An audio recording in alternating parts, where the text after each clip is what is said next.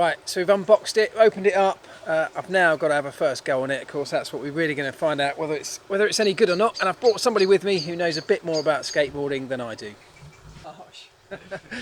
Leo, my almost 16-year-old son. We're going to go and take these two out. So the brand new Teemo board plus my Inboard M1. And we're going to go and take them out around the streets around here and have a first go and see what they're like. Compare them back to back.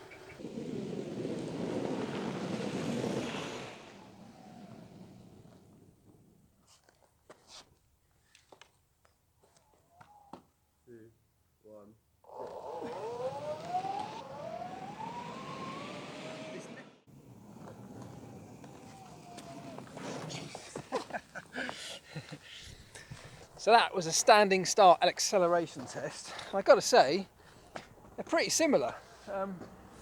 I'm probably giving away a couple of kilos to Leo, if we're honest about it.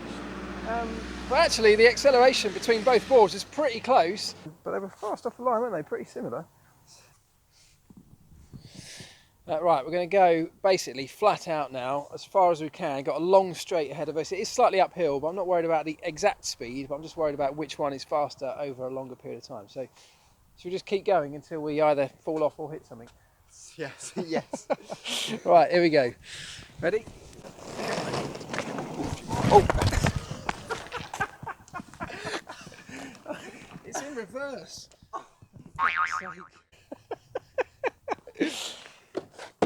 Basically, what's just happened there is there's a little button on the controller here where it says reverse. Now there's no light, there's nothing to tell you it's in reverse. And unlike the inboard, which is quite intuitive, where you just basically push it forward to go forwards and pull it back to go backwards, on the Teemo you push it forwards to power up the wheels, and this little tiny button here tells you if you're going forwards or backwards. I've obviously hit the reverse by mistake. That was really quite embarrassing. Right, let's make sure this is going forwards. Right, no, that's in reverse still. Right, that's something I find a bit weird that they've done that. I mean, why not just have this throttle push forwards for forwards and then pull back as a, you know, it's a brake, but keep pulling it back. It should go into reverse. That's what the inboard does. That seems like the more kind of natural way to do it. But anyway, oh, we are in first gear. Here we go.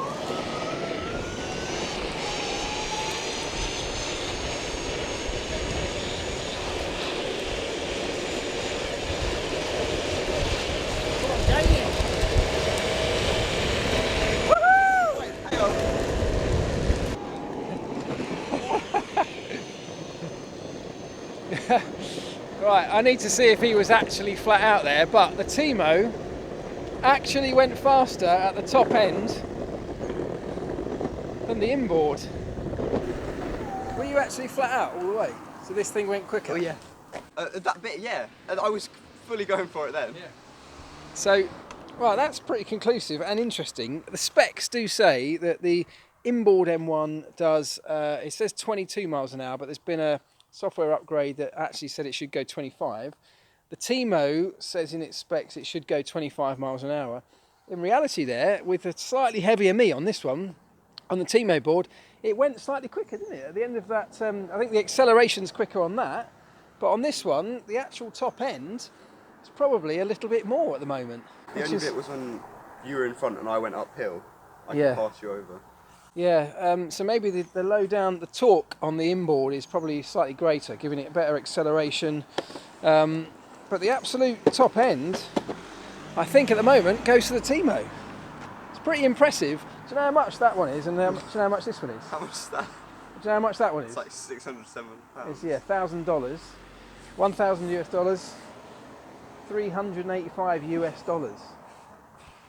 That's amazing, isn't it? How have they? How? Don't know, but it's pretty impressive, isn't it? No. Yeah. Okay. All right. Yeah, let's go. All right, let's go. You lead the way. Oh, I've done it again. It's reverse switch. Right, I would not have designed it with a reverse switch that you can hit by accident. Definitely not. Right, let's give it another go. Let me just check. I'm going to check it's in first. Yeah, it's in forward gear. Okay, here we go. Okay. Let's go. My leg. Oh, promise I won't put that in the video. Definitely will. Oh, that's awesome. Right, now we've got At least, yeah, at least that means we've both done it. Right, off we go.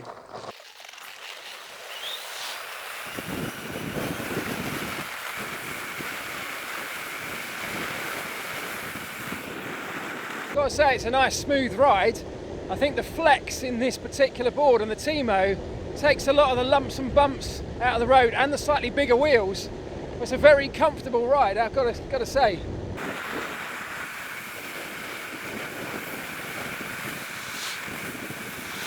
It is just pulling and pulling up this hill. No complaints about its power, that's for sure.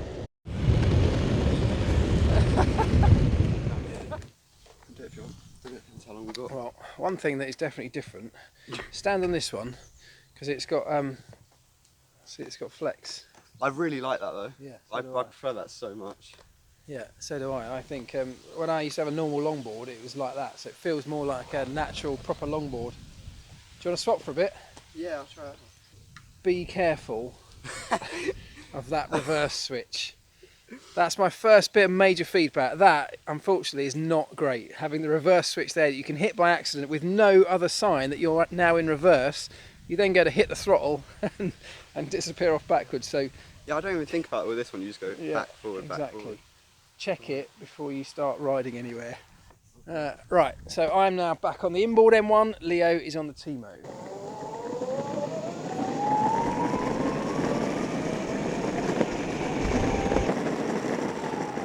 Jesus. I really like this one. First thoughts? No, it's really good. I actually really like it. What are you saying about the brakes? The brake is so finicky and I don't like it. I was worried coming down there. But I've got to say, they both stopped. Yeah, yeah. I mean, that was coming down that quite a big hill at some speed, and they both stopped. And that is, you know, that's an impressive thing. And of course, both boards, when they are stopping like that, are also regenerating energy to put back into the battery, which is a very cool feature. I think you have to be much more aware on this though, because you can be a bit lethargic and just cruise along, but I feel like I'm making it, every movement I make is moving the board. Yeah, I think that's true, yeah. It's quite sensitive to your inputs as a rider on the Teemo, perhaps more so than this. But as a skateboarder, that's probably what you want. Yeah, that's not a bad thing, but like, I wouldn't be, if you were commuting, then I wouldn't want it.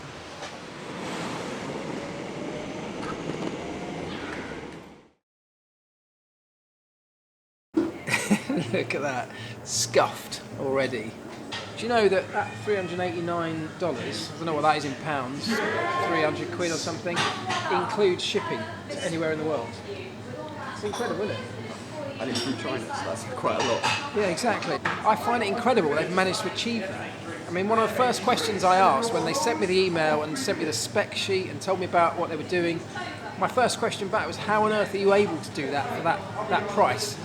And you know, they say that they're in a competitive space. There are a number of sort of lower priced electric boards now.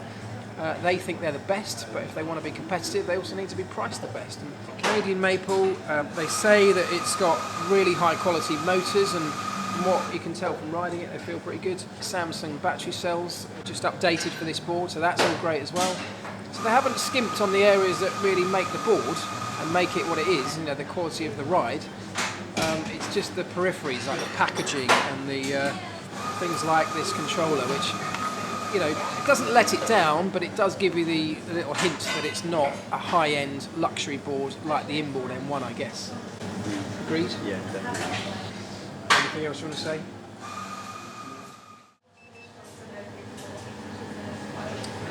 Three bars.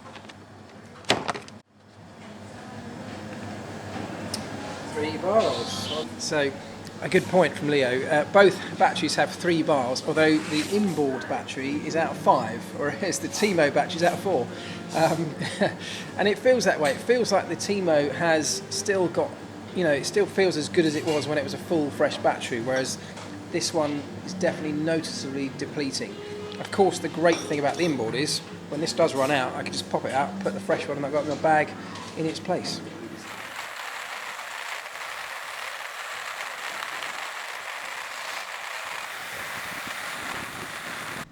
I don't know if the camera really shows how steep that hill is, but that is a steep hill. The inboard made light work of it. The Teemo, not quite so much. No, I had to push it along. To get it going. That was quite tiring. Yeah, no, it went going after like halfway. Yeah. It just took a while. So I think, as I said before, I think the torque of the inboard is better, is greater than the Teemo, and that, when you're going up big hills like that, is exactly what you need. So maybe that's just a sign of that absolute quality showing through. Maybe the components, maybe the motor is slightly better on this.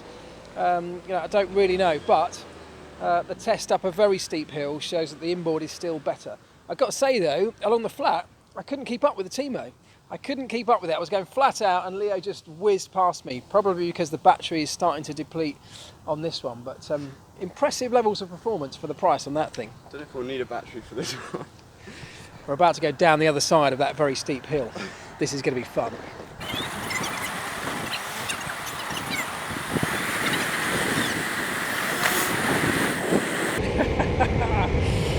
So much fun! So much fun! I love these boards.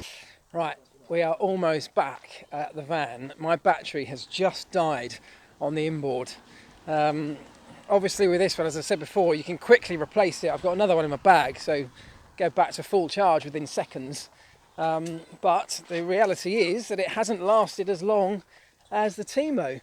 And look, the spec sheet was quite hard to believe for the price. It was, the battery lasted longer and the speed was greater according to the spec sheet, and a real world test pretty much proves that it's true. Teemo's still going. Right, I have to say, I've now done quite a lot of miles on this thing.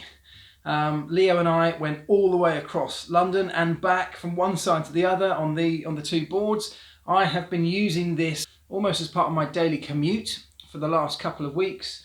On an almost daily basis. I've managed to get very comfortable riding it. The flex on this I really like, and I know you get that with some other boards as well. Not unique to the Teemo, but this does give a really nice ride. The big wheels have held up over all that amount of mileage that it's done. They're still in pretty good shape. A couple of little nicks here and there, but nothing that's going to detract from the way the board rides. Nothing's fallen apart, which is one of my concerns. This is a cheap board, and your natural instinct is to think cheap is going to mean that it's going to break, or it's going to fall apart, or stop working, or something's going to fall off.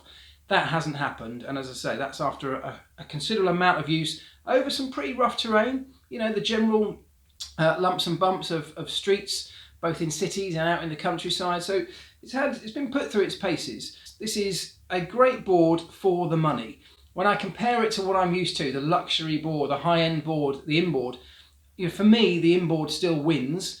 And that's on a personal level because I like the quality of it. I love the way that it feels, the way that it looks, the finish of it. But I specifically love the fact that I can take it traveling with me with that battery that is quickly removable and replaceable.